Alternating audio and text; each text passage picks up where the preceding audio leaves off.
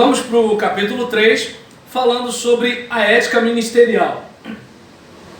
Bem, a relação do pastor com a convenção. Você, como pastor, você está preso à sua comunidade local, mas também está vinculado à sua denominação.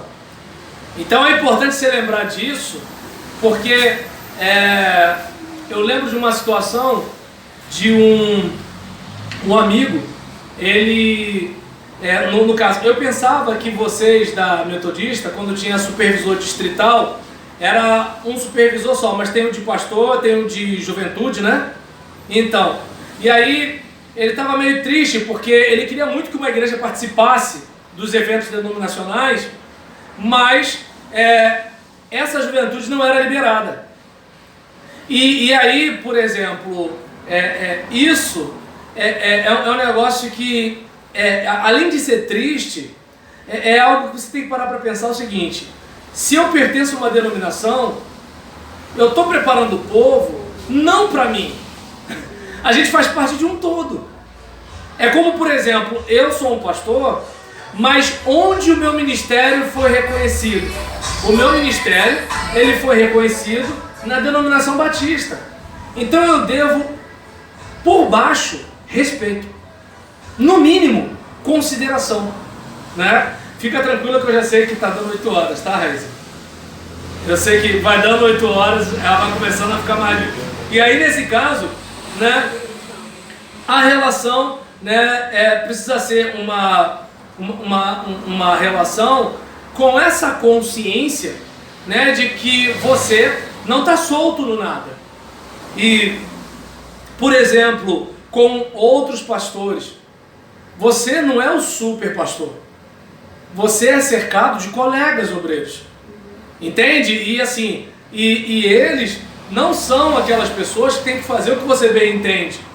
E você precisa lembrar que é aquele caso: olha, você é pastor dessa igreja aqui, e você gostaria muito de ser considerado ou contemplado se uma ovelha rebelde fosse lá na porta dele. Coloque-se no lugar dele quando vier de lá. Né? É aquele caso, nesse episódio, né, que eu contei do meu comentário. Eu lembro de uma situação de uma pessoa que estava querendo frequentar a minha igreja, e aí uma pessoa chegou para mim e falou o seguinte: olha, só a porta do carro dele vale mais do que o carro da gente. Aí, assim, você pensa o quê? Botar ar-condicionado central na igreja, você pensa em botar isso, botar aquilo outro. Tá legal. E daí? Aí eu não sei se dá para perceber que é o seguinte: como é que você vai vender a sua alma, pastor, se você diz que ela foi comprada pelo sangue de Jesus? Então é importante que as pessoas consigam ter aquela ideia de que, assim, olha, esse homem aqui, ele não está à venda. E se ele estiver à venda, ele não pode ser meu pastor. Porque senão ele nunca vai me orientar. Ele sempre vai falar alguma coisa querendo ganhar alguma coisa. Vamos e venhamos. Imagina, se nós três que estamos aqui, imagine que de repente nós fôssemos os membros mais ricos da nossa igreja. Vamos e venhamos. Gostaríamos que um pastor estivesse visitando a gente, orando por nós, indo à nossa casa, ligando para saber como a gente está, só por causa do nosso dízimo? Eu não gostaria. Eu não gostaria. Eu gostaria que meu pastor cuidasse de mim porque me ama, porque se importa comigo. E quando precisasse puxar a minha orelha, ó, se o dízimo, se eu vou segurar, porque tem crente que faz isso, né? Aí isso, se vai segurar dízimo, se não vai, se não sei o quê, não interessa. Ele vai agir como um pai age com o filho. O filho faz muxoxo, faz bico, faz cara feia. Só que é o seguinte: o compromisso do pai e da mãe com o filho não é que ele seja amiguinho. Ser pai e mãe é missão. Então o que acontece? Não tem pra onde correr. Hoje você vai ficar chateado comigo, mas um dia lá na frente você vai entender. E se não entender, posso fazer nada. Porque eu tenho um compromisso comigo mesmo de ser o seu pai ou de ser sua mãe. Esse negócio de ser amiguinho de filho, vai ser agora. E eu acho que não está dando certo. Só acho. Então, é importante na relação com outros pastores, ter essa questão de que é o seguinte, olha, não existe só eu de pastor na denominação, não existe só eu de pastor aqui no bairro, não existe só eu de pastor aqui na rua, não existe só eu de pastor aqui na cidade. Então, não custa nada eu calçar o sapato do outro e me colocar no lugar do outro, né? Então, é importante a gente estar atento a isso. Uma outra questão é a linguagem corporal, né? Então, eu li um livro chamado O Corpo Fala. Às vezes você pode estar dizendo uma coisa, mas a sua gesticulação pode estar fazendo o contrário. E aí, nessa hora, você tem um prejuízo com a sua mensagem. Porque a porcentagem do que a pessoa absorve com a sua fala, com as palavras, digamos assim, é bem menor do que com aquilo que ela vê. E muitas vezes a gente não se atenta a isso. Então é importante a gente estar atento a isso, até mesmo para não passar uma mensagem equivocada. Principalmente com o sexo oposto. Às vezes você está falando um negócio, aí você fala de um jeito, age de um jeito, embora eu falei que sexo oposto, mas hoje em dia até o mesmo sexo, né? Melhor deixar quieto. Então é importante a gente ter esse cuidado. Uma outra questão que a gente precisa ter bastante atenção, o sigilo. Então, por exemplo, imagina a situação, você de repente está passando por um problema grave, e aí você vai, né, e conta para o pastor, e aí o pastor está lá lavando louça com a mulher e fala assim, não tem Raíza? Ah, Raíza, né, rapaz, não sabe da maré. Mas ó, tô falando pra você, tu guarda essa língua dentro da boca, hein, mulher? Aí, o que ela faz? Ela tá conversando com a melhor amiga que ela tem na igreja. Não tem raiz? Ó, tô confiando em você. Tu guarda essa língua dentro da boca, hein? Aí, a melhor amiga da esposa do pastor tem uma melhor amiga, porque todo melhor amigo tem um melhor amigo. E aí nisso vai. Aí daqui a pouco, você entra pelo templo, tá todo mundo te olhando. Aí é só, pensa na cena, isso é o suficiente para você guardar. É só você se colocar no lugar do outro, porque assim, todos nós temos coisas que nós gostaríamos assim, que nem tivesse existido na nossa vida. E aí, diante de uma situação dessa, quando, por exemplo, alguém chega e fala assim, não tem o Roberlan? Deus do céu. E aí, como é que tem gente que se mata? Tem gente que se suicida. Porque vai fazer o quê? Porque a gente vive numa sociedade bastante hipócrita, né? Então, como é que eu posso dizer? As pessoas falam que fulano é imoral, mas consomem a imoralidade que o fulano vende no filme, na música, num monte de coisa, não é? É como, por exemplo, aquele cara que fala para a irmã dele não andar com fulano porque fulano é uma qualquer, mas ele está dando em cima da fulana. Então, a gente vive numa sociedade que ela é assim, as pessoas fazem coisas erradas, mas quando alguém é pego antes dela, aí ela vai e se acha no direito de falar. E aí, como você já sabe que é assim, você sabe que está todo mundo cheio de máscara e sem misericórdia, você vai, né, fazer daquela pessoa uma vítima, um boi de piranha. Não pode fazer isso, né?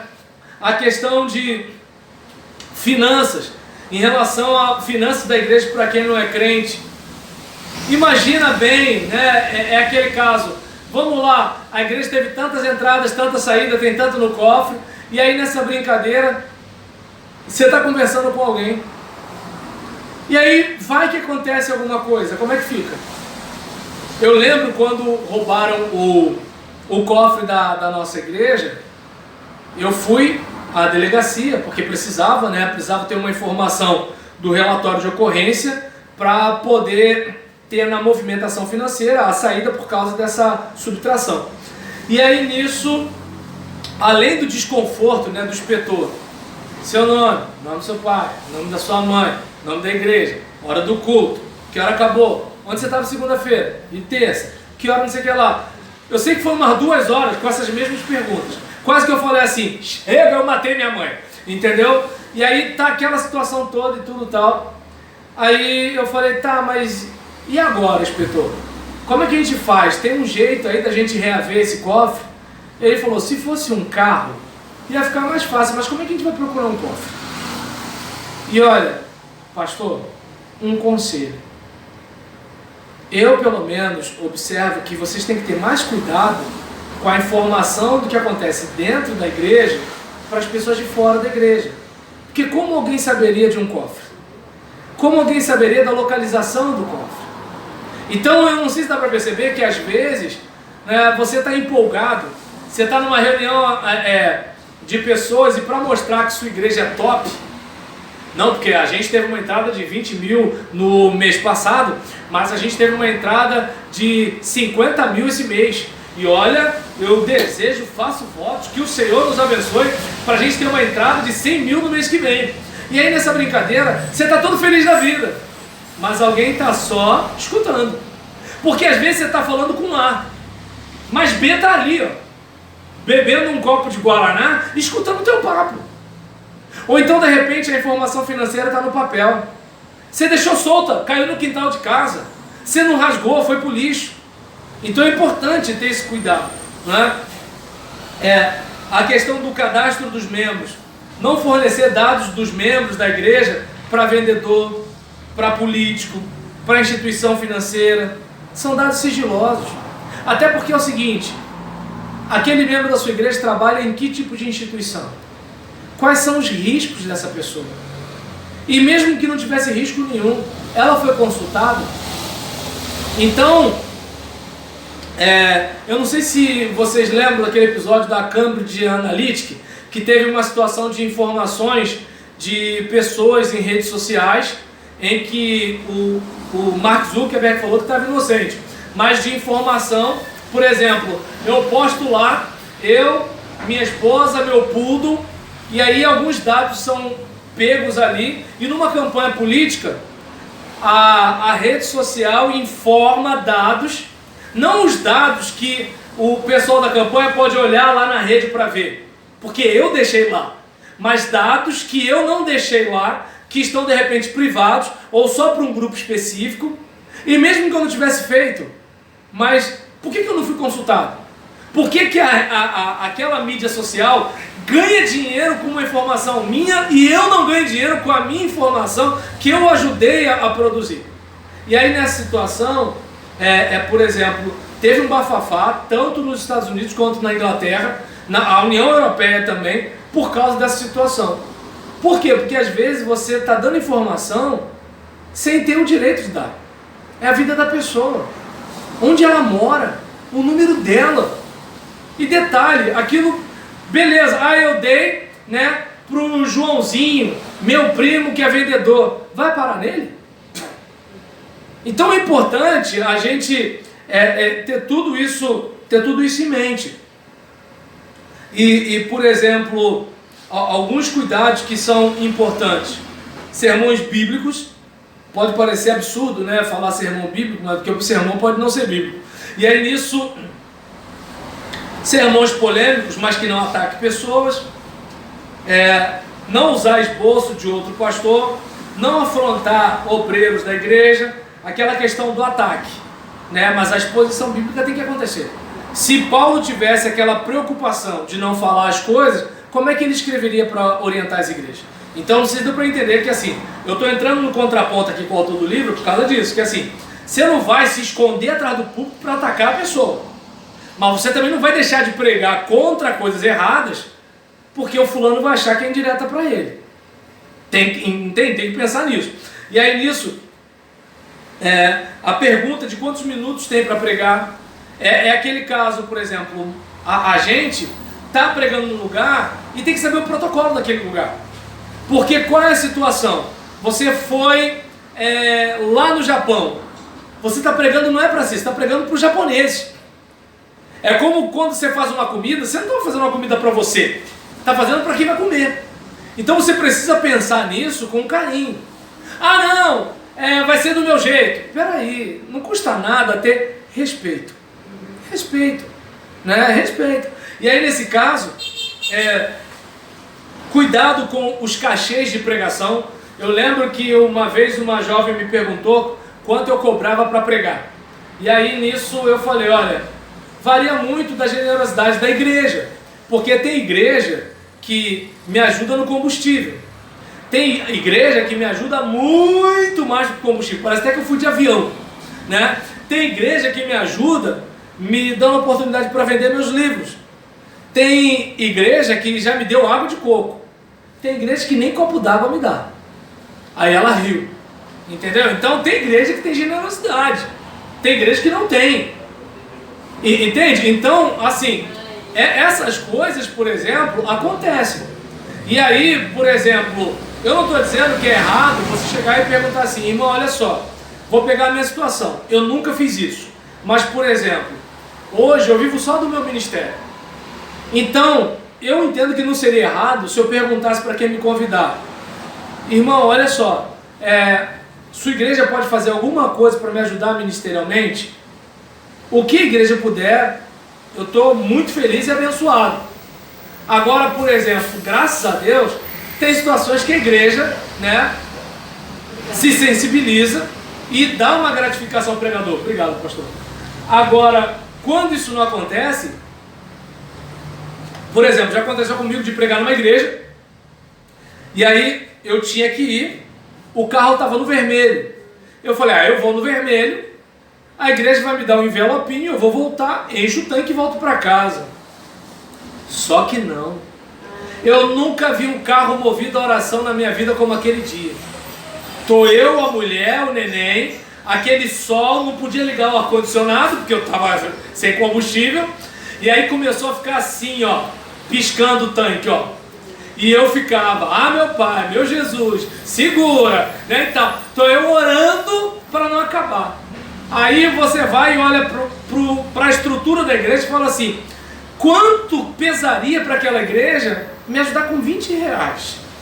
10 reais só para ter cheiro de gasolina no meu tanque. Para mim, 10 reais faria uma diferença incrível. Porque eu vivo do meu ministério. Para aquela igreja, 10 reais não era nada. Aí o que acontece? Quando é um pregador que fala assim, eu vou se me der 1.000 reais, se me der 2.000 reais, se me der 3.000 reais, como o camarada está em evidência, dá 3.000 reais. E deixa às vezes um irmão voltando para casa com 10 reais para botar cheiro de gasolina para ele ir embora. Deu para entender? Então, cuidado com os cachês da pregação, porque eu entendo que é justo você receber uma ajuda, claro que é, mas é importante parar para pensar, a que ponto você está sendo um pregador, um profeta, ou um palestrante motivacional, ou um artista contratado. É importante pensar nisso, né? A questão de não humilhar nem ridicularizar os irmãos. É aquele caso, se você sabe que tem alguém que tem um determinado tipo de problema, você vai caçoar disso. Entende? Então é importante pensar nisso. Não fazer promessas que não for cumprir. Olha, você está com esse problema aí?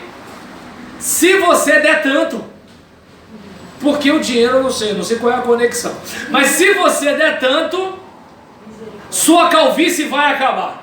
Você nunca ficará careca. E se você ficar careca, eu como a minha Bíblia. Aí acaba que você fica careca e você vem e me procura. Mas pastor, você prometeu que se eu desse uma oferta de 500 reais, meu cabelo não ia cair. E falou que ia comer a Bíblia. Você vai comer a Bíblia ou vai me devolver o dinheiro? Não, peraí, irmão. Você não teve fé. Não tem a ver comigo. Tem a ver contigo. Ou seja, você é o culpado em todos os casos. E aí, observa bem.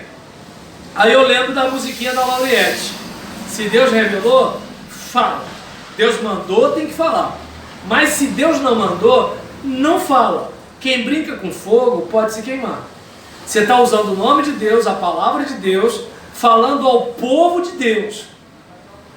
Uma hora, Deus vai te pegar. Eu sei que todo mundo tem aquela ideia de que Deus é muito legal, Deus é muito bonzinho, Deus é muito não sei o que lá, mas a Bíblia diz que é para a gente considerar a bondade e a severidade de Deus. O Deus que é amor, mas também é fogo consumidor. Eu sei que não está em moda falar que Deus é fogo consumidor, mas está lá escrito. Antes de eu nascer estava escrito, depois que eu morrer vai continuar escrito lá. E aí nisso, vá para a igreja com a roupa adequada, decência e bom gosto. É importante você estar atento, por quê? Porque senão você distrai o teu auditório. Isso pode acontecer, certo? E aí, quando vai ver... Uma vez foi um missionário da Angola, mano. Ficou todo mundo olhando a roupa, né? Há muito tempo atrás, era pequena. E se você viu o sapato dele, era branco, subilizado, com desenho de zebra. Eu nunca vi aquilo. Mas assim, era no caso dele era diferente. Cultural, mas pra gente era, não franciscano, mas era diferente. Não, é diferente do teu pai chegar lá domingo à noite com esse sapato, né? Sim, sim. Né? Então, assim, é importante a gente estar atento a isso. Até porque, assim, o alvo da gente é chamar a atenção para a mensagem, não para nós, né? E aí, se dirige congregação, não se ausente demasiadamente. Até porque a Bíblia fala o quê? Que o pastor tem que ter cuidado com as suas ovelhas, saber quantas são. Rick Warren, no seu livro sobre liderança, ele fala que por que o pastor foi atrás da 100ª ovelha? Porque contou. Como é que ele sabia que só tinha 99? Porque ele contou. Ele sabia que ele tinha 100 ovelhas e estava faltando uma. Então, muitas vezes a gente, né, fica longe, distante, não sabe o que está acontecendo e quando vai ver, né? Então, jamais considere-se superior aos seus companheiros de ministério. Não é porque você é pastor que você é mais alguma coisa do que os demais. Somos tão seres humanos como todo mundo. Não vamos esquecer que Jesus, quando está passando por uma crise, ele chama os mais chegados para ficar com ele. E a gente às vezes quer ser alguma coisa, quer ser mais especial, né? Então, é aquele caso, Deus, ele quando assume sua humanidade em Cristo Jesus, ele assume de um modo pleno. E a gente não quer ser plenamente humano. Logo a gente, que só é humano, né? Então é importante pensar nisso. Espera aí.